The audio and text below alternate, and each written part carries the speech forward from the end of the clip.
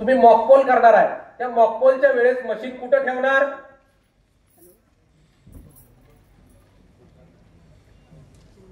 केंद्राध्यक्षाच्या टेबलवर, दुसरं मतदान अधिकारी 3च्या टेबलवर, का तिसरं मतदान कक्षात व्हीव्हीपॅट आणि बीयू आणि कंट्रोल युनिट 3 नंबर कडे? प्रश्न सांगितलं. आपण प्रत्यक्ष मतदान करणार आहे त्याच पद्धतीनं आणि त्या पोलिंग एजंटला मतदान कक्षामध्ये केंद्राध्यक्षांनी बरोबर घेऊन जायचं आहे आणि त्यांनी ते मतदान करायचं आहे. पूर्ण झालं, मॉकपोल झाला, सकाळी बरोबर 7 वाजता आहे.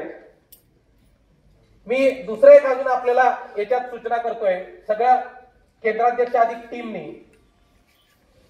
निवडणूक आयोगाने आपल्याला एवढे अधिकार दिलेले आहेत की ते अधिकारामध्ये 3 शब्दात निवडणूक प्रक्रिया पार पाडतायत. किती? एक, फ्री, फेअर आणि ट्रान्सपरंट. फ्री, मुक्त, फेअर, मुक्त, निर्भय आणि पारदर्शी. ही निवडणूक प्रक्रिया पार पाडण्यासाठी जे जे काय करावं लागते ते सर्व अधिकार निवडणूक आयोगाने तुम्हाला आणि आम्हाला दिलेले आहेत. आता तुम्ही म्हणता काय अजून? यासाठी आपल्याला सांगायचं आहे की इलेक्शन कमिशन मध्ये पूर्वी एक अधिकारी होऊन गेले. कोण?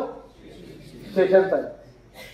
आपण 7 तारखेला सकाळी पहिले 2 ते 3 तास,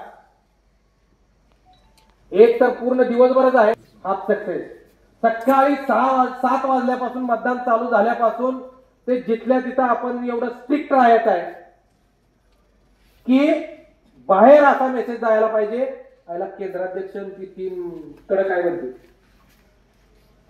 तरच तुमचं 7 तारखेचं मतदान हे सुरळीत पार पडायला मदत होणार. नाहीतर केंद्राध्यक्ष आणि 1, 2 आओ जाओ घर तुम्हारा असं जर का झालं तर ती मतदान निर्भय, मुक्त आणि पारदर्शीपणे होणार नाही.